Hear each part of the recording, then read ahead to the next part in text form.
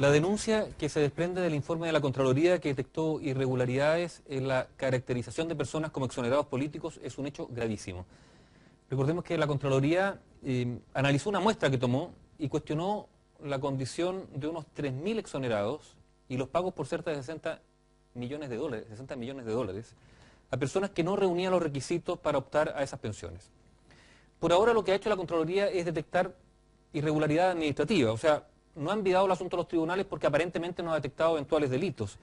Pero el Ministerio del Interior sí ha enviado los antecedentes al Ministerio Público para que indague, para ver si allí hay delitos. Lo ocurrido pone sobre la mesa un acontecimiento terrible de la dictadura militar, o mejor dicho, dictadura cívico-militar, que fue el despido de funcionarios de manera arbitraria y simplemente por razones políticas.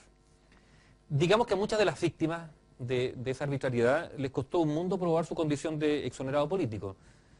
Digamos que no era fácil, no tenían documentos que probaran esa condición, la dictadura no dejó constancia, por ejemplo, de muchos despidos, a veces no había ni siquiera un documento de por medio, y piénsese por instante lo que le podría haber ocurrido a un exiliado recién retornado al país, sin documentación alguna de su pasado en Chile, para probar lo que había sido su vida laboral, y no solo eso, sino que además las causas de un despido. Fue entonces que los partidos políticos, o muchos partidos políticos, aportaron antecedentes de militantes o de cercanos de que fueron exonerados. Pero parece que la falta de rigor fue evidente, porque muchos parlamentarios, muchos políticos también, testimoniaron que tal persona había trabajado en tal empresa durante tal periodo de tiempo. Algunos fueron un paso más allá y dijeron además que habían sido exonerados por razones políticas, pero esto aparentemente se hizo con poquísimo rigor. Pero lo que flota como sospecha, y hay algunos antecedentes que lo demostrarían, es que más que falta de rigor aquí también hubo abuso. Por ejemplo, abuso. Miremos del otro lado, abuso de gente afín a la dictadura, que trabajó para ella y que ahora se ha declarado como exonerado político, que recibe una pensión y lo que constituye simplemente una burla. Por ejemplo, hay parlamentarios que alentaron el golpe y que luego trabajaron con el régimen militar, Sergio Onofre Jarpa, que aparece como exonerado político. Incluso en algunos correos circulan varios nombres, uno de ellos es de quien fuera el presidente del movimiento pinochetista independiente, a fines de la dictadura, Ricardo Manuel Valenzuela Barros, como también exonerado político. Peor todavía, se habla de que hay exagentes de la DINA que lograron ser incorporados a este listado de exonerados políticos para tener una pensión. Pero estas irregularidades que recién hemos mencionado, que son frescura y simplemente robo, que es algo gravísimo también, no tiene que servir para ocultar el cuerpo central de la denuncia de estos días, que es la incorporación al cuerpo de exonerados políticos a gente que no lo fue y que fueron incorporados por razones políticas, sirviendo esto para beneficiar a militantes o simpatizantes de partidos políticos de la actual oposición, o sea, de la Concertación y del Partido Comunista. El que muchos parlamentarios, el número mayor lo tendría incluso Isabel Allende, entregaran certificados testimoniando a favor de determinadas personas su condición de exonerado en época preelectoral, hace que esto suene aún más miserable. El candidato a senador y exsecretario del Interior, Felipe Arboe, habló de show político. Yo creo que no hay mayor show que hacerse el leso frente a eventuales delitos de corrupción. La probidad a estas alturas debiera ser una condición esencial para que alguien llegara al Parlamento. Cuando la política se ha degradado tanto como en nuestro país, uno finalmente termina preguntándose, ¿esta persona merece estar en el Parlamento no tanto por su idea, sino es honesto, es probo, va a robar, no va a robar, va a pitutar a sus amigos, sí o no? ¿Será vulnerable a la corrupción? Bueno, Arboe califica desde esta simple exigencia de probidad si él considera que una denuncia de corrupción es un show político. ¿Es celoso Arboe respecto a la corrupción? ¿O para él toda denuncia de corrupción es un show y por lo tanto tiene que descartarse? El que determinados sectores, léase en este caso la derecha, pretenda sacar provecho político de este asunto, no tiene que servir de excusa para echar tierra sobre esto que es un escándalo. Hoy día, por ejemplo, el expresidente de la República, Ricardo Lagos, hizo un llamado a elevar el debate y que no intentemos empatar cada cosa si no se construye un país. Y uno se pregunta si lo que pretende Ricardo Lagos, al hacer este llamado a elevar el debate, es a hacerse leso con la corrupción, a echarle tierra a este asunto, a convertirse incluso en cómplice de ella, ocultándola.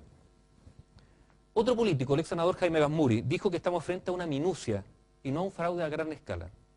Probablemente Jaime Gazmuri se acostumbró a malgastar los... ¿Cuánto es la dieta de un senador? ¿8 millones de pesos? Eso percibía como senador.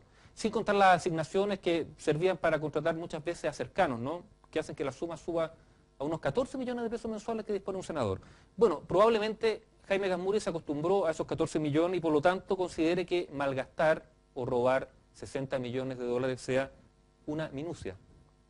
Qué bueno que Gazmuri no esté en el Senado, porque podríamos tener un senador acostumbrado a derrochar 60 millones de dólares, o incluso más todavía, a amparar chanchullos por 60 millones de dólares. Ahora, en todo esto hay un hecho que es tristísimo, que es triste para lo que es la historia de nuestro país, y es que los verdaderos exonerados expusieron la existencia de irregularidades hace mucho tiempo. Ellos se acercaron a los gobiernos para decir que habían falsos exonerados que estaban lucrando, buena la palabra, ¿no? Lucrando con una condición que no era tal. Por ejemplo, aquí en Radio Bio Bio, Raúl Selpa, presidente de la Comisión Nacional Unitaria de Exonerados y Expresos Políticos de Chile, dijo que estas denuncias datan del año 1998 y que luego de más de una década todavía no tienen respuesta. Selpa cuenta que al primer gobierno al cual se le hizo una denuncia fue el de Eduardo Frei Ruiz Tagle. Posteriormente se le hicieron a los gobiernos de Ricardo Lagos y de Michelle Bachelet. Y dijo textual: ninguno de estos gobiernos actuó en favor de los intereses de las reales víctimas. Y apuntemos, reales víctimas. Aquí hay víctimas reales. El problema es que fueron dejadas aparentemente al margen. ¿Y por qué?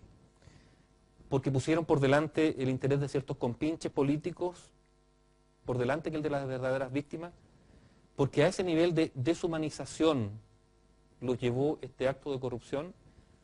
Da pena constatar que gobiernos salidos de la lucha antidictatorial no hayan querido creerle a gente que de verdad fue víctima de la dictadura. No se les creyó o no se les quiso creer para seguir entregándoles a amigos, a falsos exonerados, a operadores políticos sus pensiones que eran dádivas políticas. Ese fue el nivel de degradación al que se llegó. Tanto fue permeada un sector, no generalizamos, pero algunos personeros de la actual oposición por la codicia del dinero y del poder. En la elección presidencial pasada, muchos analistas dijeron que más que Sebastián Piñera hubiese ganado la elección, lo que había ocurrido era que la Concertación había perdido la elección. Y que la había perdido, entre otras cosas, por hechos como este, ¿no? Por tener una suerte de laxitud, de tolerancia ante hechos puntuales, y destaco el puntuales, hechos puntuales de corrupción. El que la actual oposición se defienda minimizando el asunto, tendiendo cortinas de humo, asumiendo defensas corporativas, a uno le hace sospechar que estos 4 años en la oposición han pasado muy rápido y parece con muy poco aprendizaje.